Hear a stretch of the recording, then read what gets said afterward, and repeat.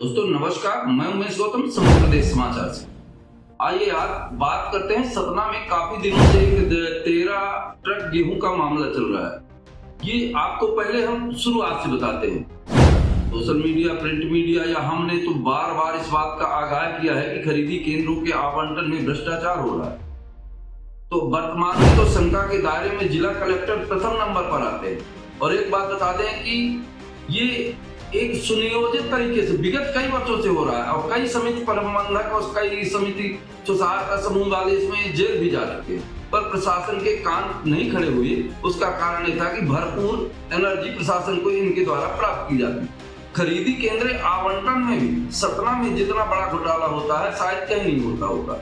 खरीदी केंद्र आवंटन में समय के बाद तक, जब खरीदी केंद्रों का बंद होने का टाइम होता है तब तक आवंटन शुरू रहते हैं, क्योंकि तब तक उनसे सौदाबाजी चलती रहती है। प्रशासन इस बात का ध्यान नहीं देता कि किसानों के साथ क्या होगा क्या नहीं होगा। सोशल मीडिया, प्रिंट मीडिया सभी समय समय पर प्रशासन को इस बात पे आगाह कराते, पर सतना जिला कलेक्टर ने कभी सतना जिला कलेक्टर को बार बार हम इस बात से आगाह कराते हैं, पर सतना जिला कलेक्टर तो वो कहावत है ना कि घुंघचू अपने रंग में रंगी।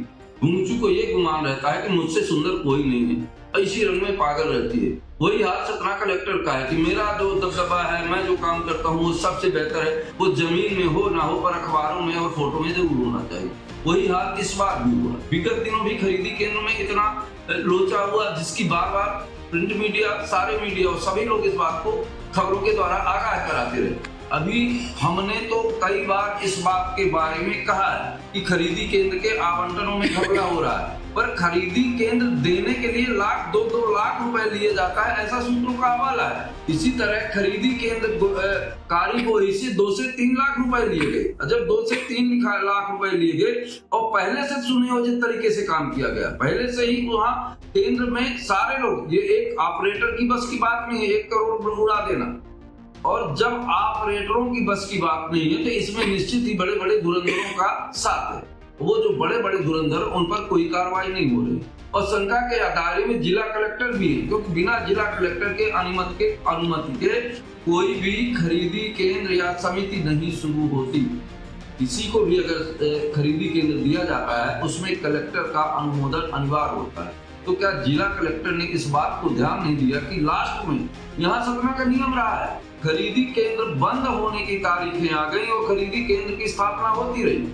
इससे ही साबित होता है कि खरीदी केंद्रों में कितना लोचा होता है, पर इस बात को सतना के अधिकारियों ने, कलेक्टर ने कभी ध्यान नहीं दिया। अब जब ये मामला तूल पकड़ लिया, मीडिया द्वारा इसको उठाया गया, तो वही जो छोटे कर्मचारी हैं, ऑपरेटर, उनके ऊपर तो FIR दर्ज की गई, पर जो बड़े हैं डीएम नाम सतना राघवेंद्र सिंह DSO, नागेंद्र सिंह DSO, इनके केवल निलंबन के आदेश, इनके ऊपर FIR खुली। जो भी इसके शंका के दायरे में आते हैं, वो चाहे जिला कलेक्टर ही क्यों ना हो, सबके ऊपर निलंबन ही नहीं FIR होनी चाहिए, तभी सुनियोजित न्याय किया जाएगा। और हम बार बार फिर से कह रहे हैं, कुछ वेयर हाउसों का भी नाम आता है, जैसे फुरकाल वेयर हाउस अंकोई, इसका भी बार बार आ रहा है कि इन्होंने भ्रष्टाचार किया है। सूत्रों की माने तो हमने इनकी खबर पूरी तरह से चलाई है। सूत्रों की माने तो यहाँ की धान की खरीदी में लफड़ा हुआ था, जिसमें कम धान तौलकर क्वांटिटी पूरी की गई थी, अब उसे पानी से सींचकर पूरा वजन दिया जाता है। इस बात की शिकायत कुमार मिलर सतना ने डीएम नाम से भी करी, पर प्रशासन आज तक इस तरफ ध्यान नहीं दे रहा। वहीं हेमलता वेयर हाउस की भी हमने शिकायत डीएम नाम से की थी कि यहाँ चावल अमानत रखा जा रहा है। उन्होंने यस कहा और देखा भी, पर आज तक ये नहीं हुई कि क्या कार्रवाई।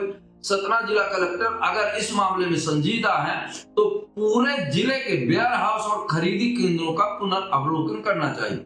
वहीं मैं एक घटना और बता दूं, सतना के कृषि विभाग के DDA मनोज कश्यप ने नागौद खरीदी केंद्र की जांच की।